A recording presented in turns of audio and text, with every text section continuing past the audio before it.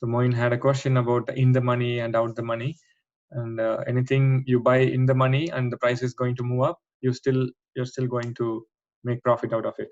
But for out the money cases, the chances are the chances of making profit is good, provided the price is really going to move up closer to that strike price.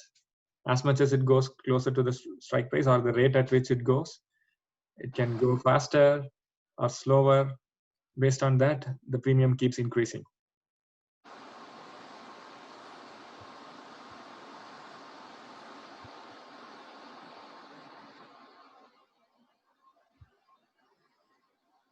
Okay. So am I sharing my screen? No.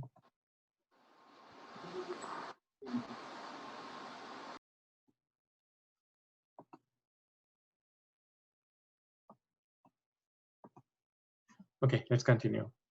Just give me a few minutes before I start sharing the screen. There is a recording just getting converted.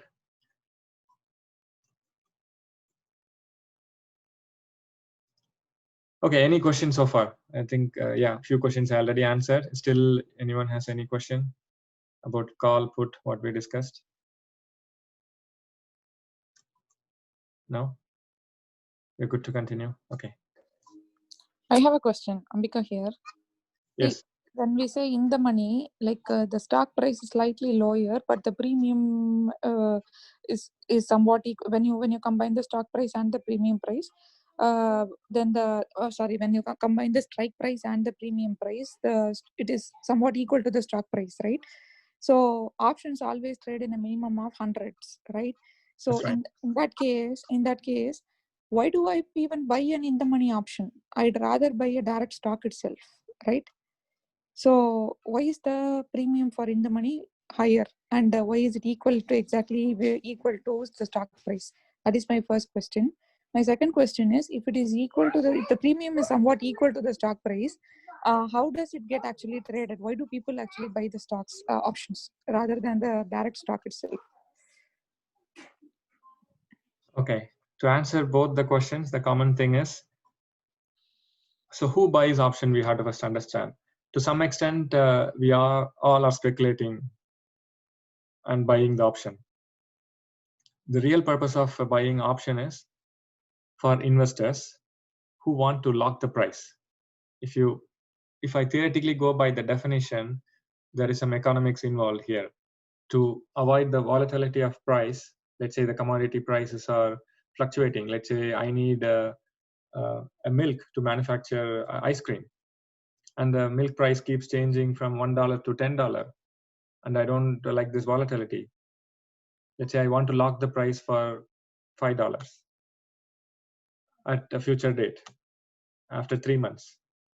So I'm making a contract with the milk supplier, and I say, hey, I will buy for $5 this much amount of quantity of milk on this date. You give me, irrespective of whether the price is $1 or $10 on the day, or anywhere from $1 to $10. So the actual purpose of the options is for investors to lock a price when there is a volatility in the market. Let's say I want to buy Apple for 400, right? The price may go, let's say the price keeps going. Today it's 500, and tomorrow, Monday, it might become 600. After 2 months, it might come back to 300.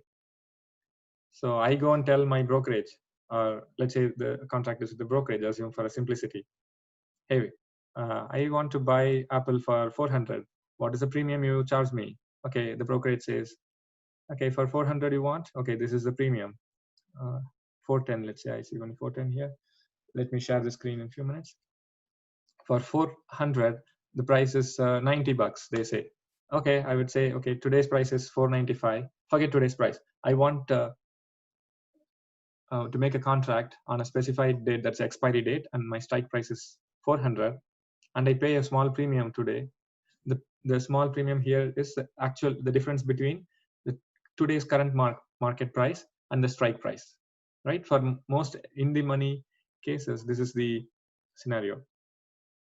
Does it answer your question? The original purpose of the contract is, the options is for investors, and mostly we are trying to make profit by speculating. So there is a difference. So if we are an investor, I'm most likely going. Go ahead. You're about to ask something? Okay. So we are speculating. So that's the difference. Hope it answered the first question, but you had two questions, Ambika. Can you repeat your second question? No, the second question is also related. Like, why do people buy in the money options rather than buying stock itself? Right. I think that answered both the questions. Yeah, that's fine. Yeah, thank you. And what's the usual expiry date for in the money options? Like your example, you said like 3 months. Will it be 3 months expiry for options, or it will be less? It can be weekly. There is a weekly option. Even on Friday morning, you can buy the same day expiry date, or every Friday there is a weekly expiry, option expiry, and there is a monthly expiry. One of the Friday expiry is termed as monthly expiries. That is third week, third Friday in every month. And for some ETFs, there is Monday, Wednesday, and Friday. So every week there is expiry, and usually the long-term expiries are 2 years, 3 years from now. Thank you. That's all I have. Okay. Hey guys, I'm ready to share the screen again. Next time we should move to Teams. Okay, so we have 30 more minutes for this session. Let's complete as much as possible in this session. You guys can see the screen? Oh, one second. Yes. Yeah. Okay, Yes. great. So that's in the money and out the money for call options. So in the money is always. Can you still see the screen? Sorry. Yes. Okay. Yes, Vijay. We can.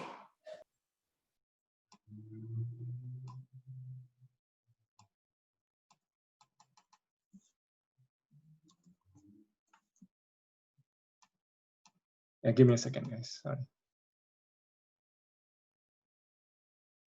Okay, ready. So we answered Ambika's question. Let's move on to some theory. So in this case, so 4.5 you see on this chart. Usually, let's say it's 4.5 here. So how it works? It's 450. It's multiplied by 100. So in your brokerage always multiplies by 100 as well. So that's the right to buy 100 shares of let's say Apple at $50 each. So the premium you pay is 450, and based on the price moving, let's say today's price is 40, and when the price moves above 50, that's a break even. So whatever we paid 450 is covered, or it makes start profit from 55. So anything above 55 is the profit is unlimited. For the put, it's the reverse. Let's complete understand the call option first, and then we can go to the put options. And there are something called Greeks. There is a delta. Someone told about delta. There is a price difference. That's a sensitivity to the stock price. So these are theoretical values. You can read this later. By looking at examples, you will understand better.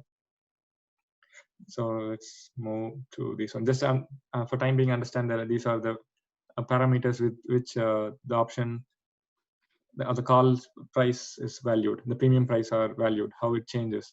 So delta is the difference, and gamma is the sensitivity to delta, the rate of change. Let's say today Apple at 3 p.m. Apple price started moving from 490 towards 497, 98. So it's almost like $8 increase within 15 to 20 minutes or 30 minutes. So that is highly sensitive. The rate of change is very fast. So that is represented by gamma. And vega is the volatility. There is something called implied volatility. We can see an example in Yahoo Finance.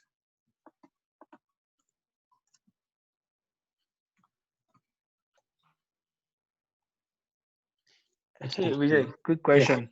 Go ahead. What was that PDF you are using? It. I mean, just want to. Oh, Is sure. that your push? Are you going to share that PDF? Yeah, I have already shared in the group. I again share at the end of this call. Sure, I can share. If you can, that'll be great. I appreciate it. Sorry, I may have missed it. This is No Harshal problem. again. Yeah, I'm going to share it. Yeah, this covers Appreciate the it. basics, everything. You can read it, and then Yeah, based on particularly this delta and gamma. That's very basically, it's a calculation comes, and I'm actually looking for this particular information. So yeah, that will be great help. Appreciate it. Sure. Okay, where are we? Yes. So I believe most of you will be using Yahoo Finance or Google Finance. So I use Yahoo Finance to get some quick information. And this is the expiry date. You can select here. We can select. So this is August 28, which is next week. And September 4/11 is all the weekly expiries.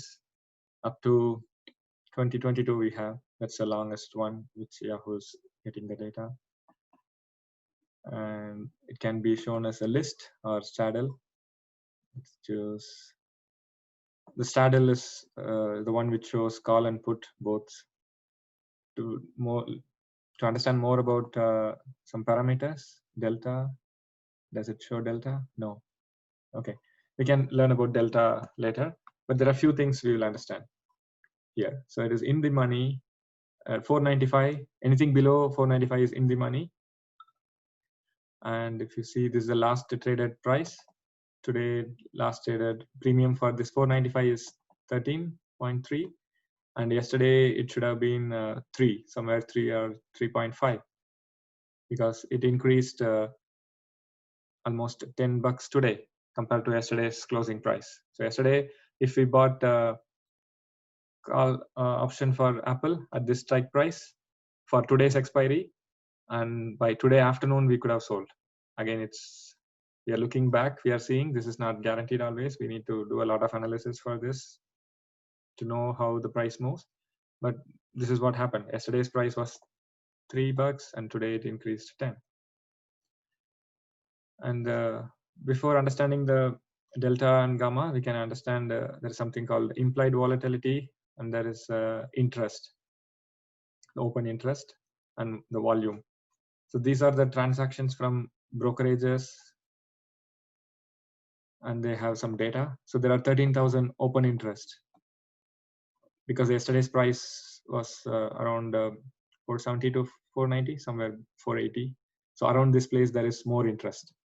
And for 500 is like a round number, and that's where the most interest is, 34,000. And 152, what is this? What is that interest? Interest is number of people trying to fill or setting the limit order. Let's say I set my limit order, that will be counted as open interest. Oh, okay. And volume is the number of shares traded per day. In this case, the number of call options traded, right? So open interest is like the contracts which are like basically orders are placed but not executed, right? Yes, that's right. Who's that voice? Dhaval? Double, yeah. Actually, I cannot get the difference between both. Can you explain again what's the difference in both of them? Volume is order executed and the open interest is the orders placed, right? Yeah, thanks. Okay. Okay, thank you. Right. So this is the actual number of call options traded today, but this is the interest, open interest, number of limit orders set, for example. So if you see today, Yeah, the most volume. Vijay, one question here, right? So like just off topic, but there are traders who track open interest and volume, right? Right. And depending on that data, they strategize next moves, right? Because like if you see activity which is strange than the past 7 days or past month, Right. then that's where like something is cooking, right? Right. And before the news comes, that activity, the volume and the open interest will show. Right. there is something called unusual options activity. Nowadays, brokerages are also trying to integrate this screener or scanner in their brokerages to get more customers. So unusual options activity is the keyword. You can search about it and you can share whatever you find. That would be helpful for everyone. Yeah, because the thing is, most of the time, retail investors like us, right, or speculators, whatever you want to term, we come when we see something like, okay, in the group, in media, and by that time, the bus is already gone, right? Kind of, and we get trapped. That's right. Yeah. Yeah, we need to be a little ahead of. Yes. Ahead of the. We need to analyze the data and like. We need to analyze. Right. Yeah, and be ready, because at the end of the day, I think that's where the moves can be. We can get the moves, right? Swings. Right. That's right. Okay, where are we? We are looking into the Yahoo thing. Okay.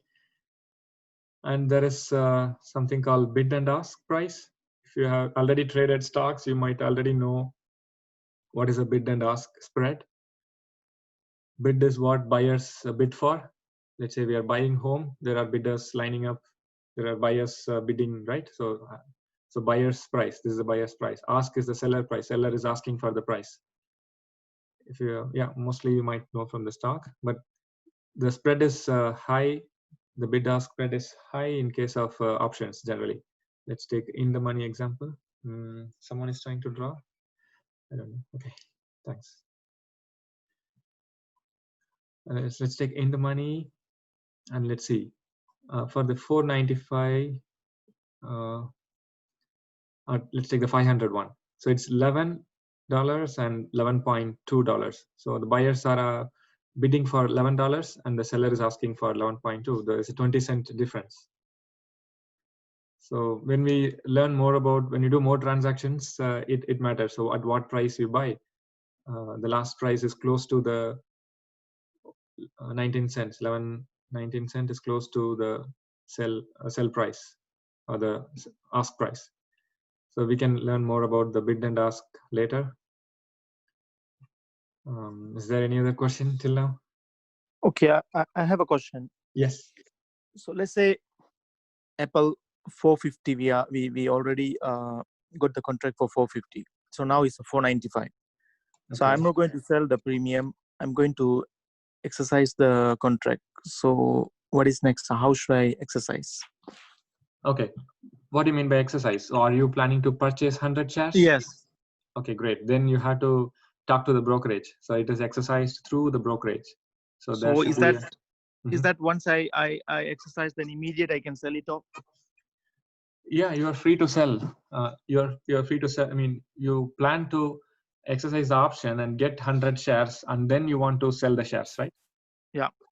Yeah. However, the brokerage works.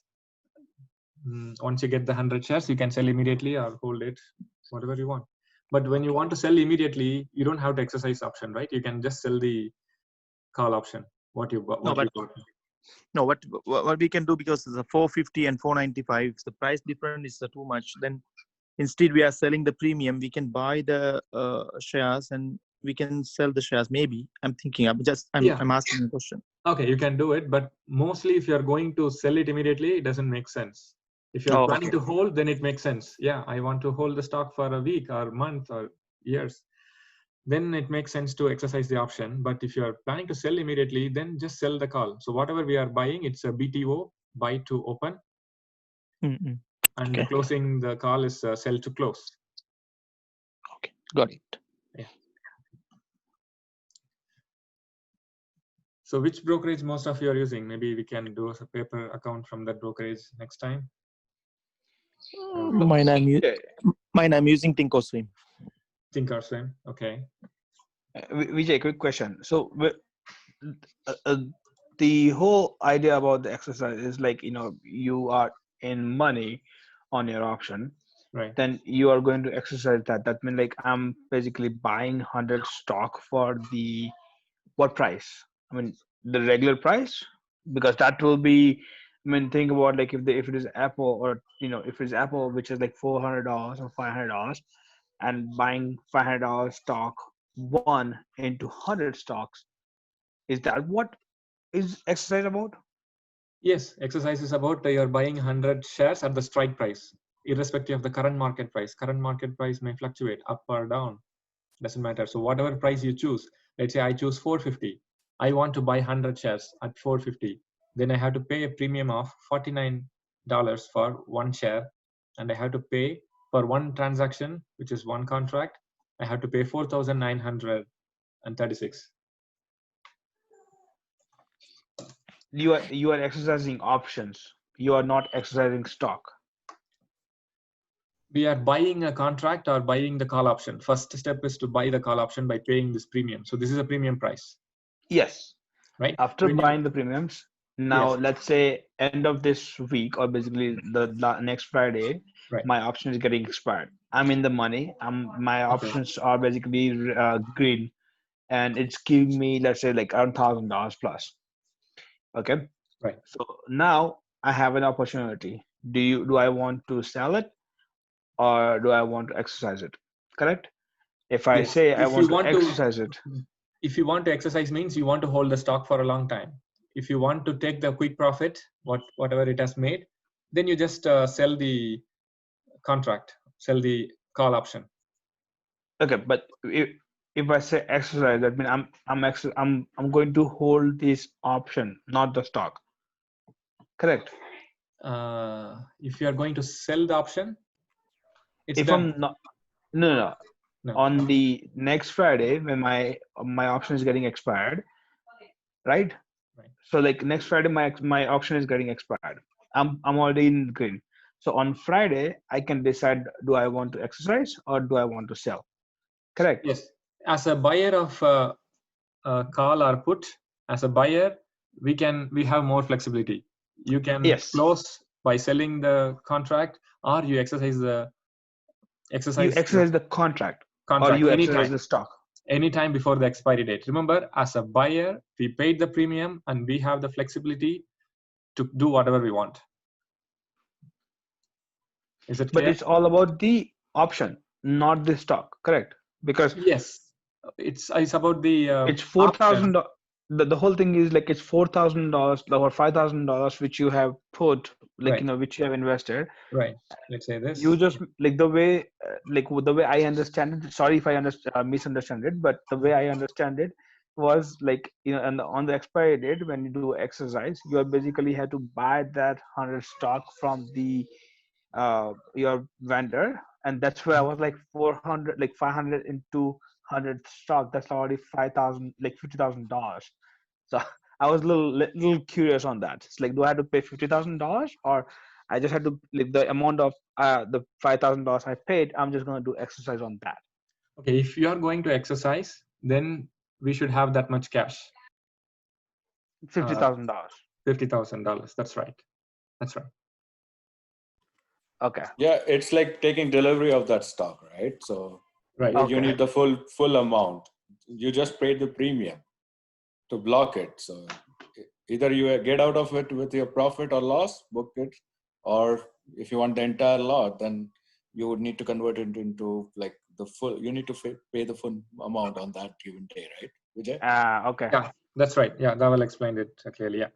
So it's like a token advance, right? Whatever premium we are paying, you can call it a premium or you can call it as a token advance. You're blocking the 100 shares at this price and within this date. So you can exercise it anytime. You can take delivery of that stocks anytime. Right. Vijay, your voice is breaking. Oh, sorry. Is it fine now? Hope it's better now. Yeah, it's better. Okay, thank you. Yeah, I think that will just clear my like, that's what the doubt I was having. But like, yeah, I think I'm good now. Thank you, Dhaval. Okay, so now we understand all about buying a call or put. Put is similar. Only difference is the direction we are betting is against or going down. We want the price to go down. That's the only difference between the call and put.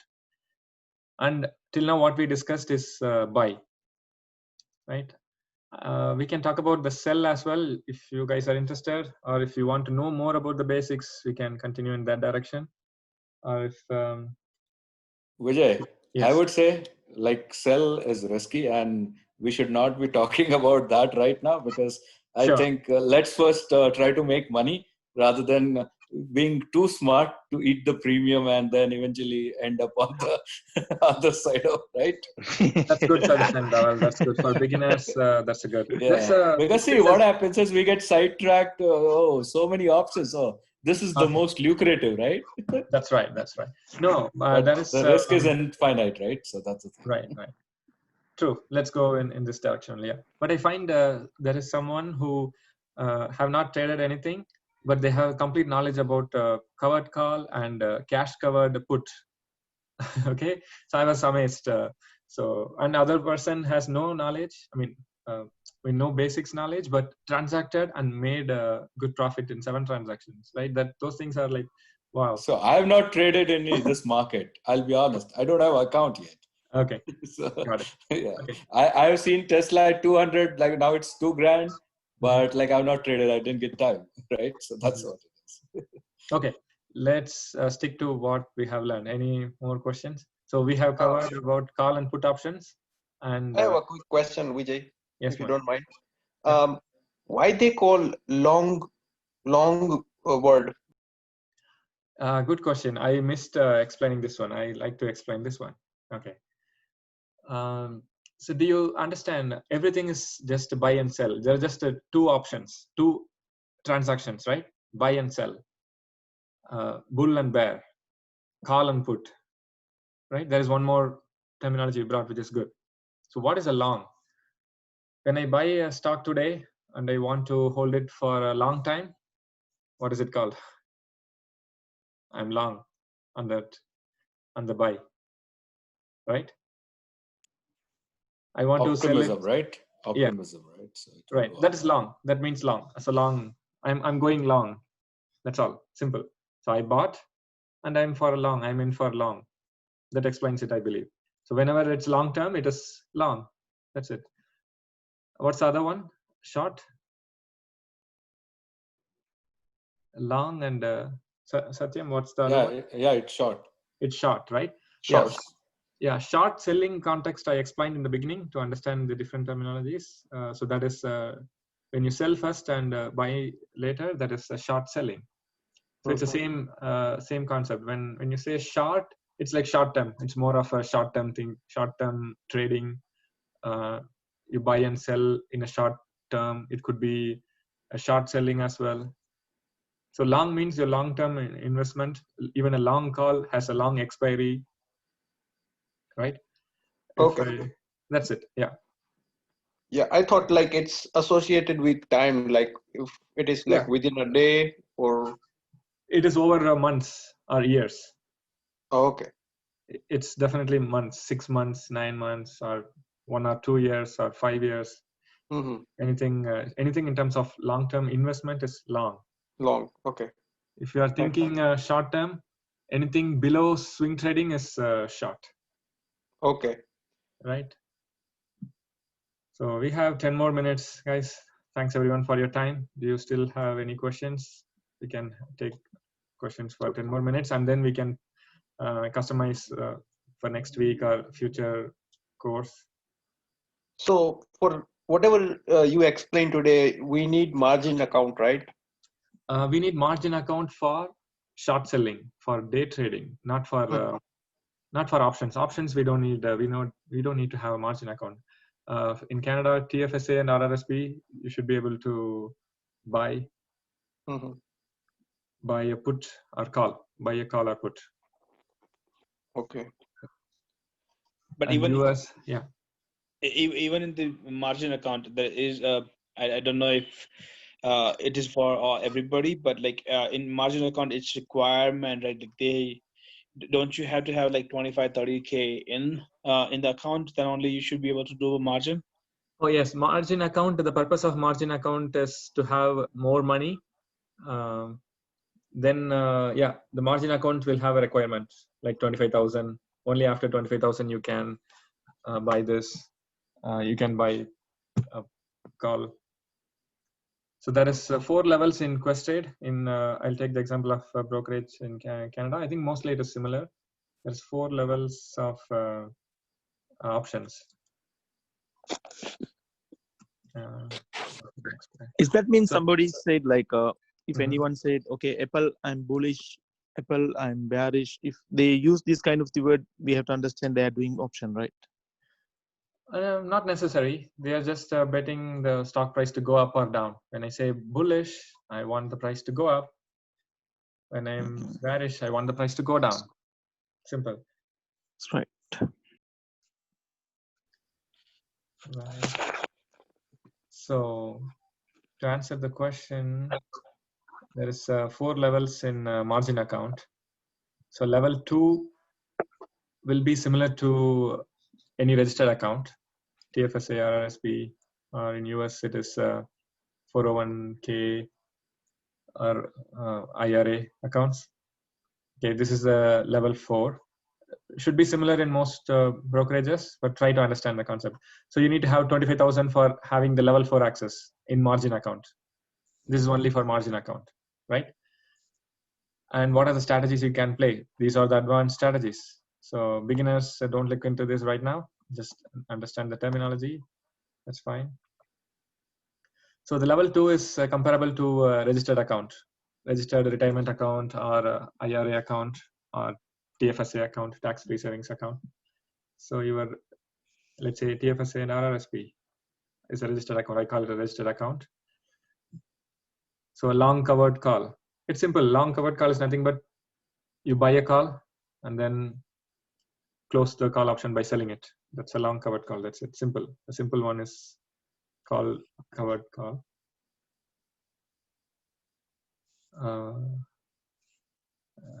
So in level 2, you have, it's a safest options. So yeah, go ahead.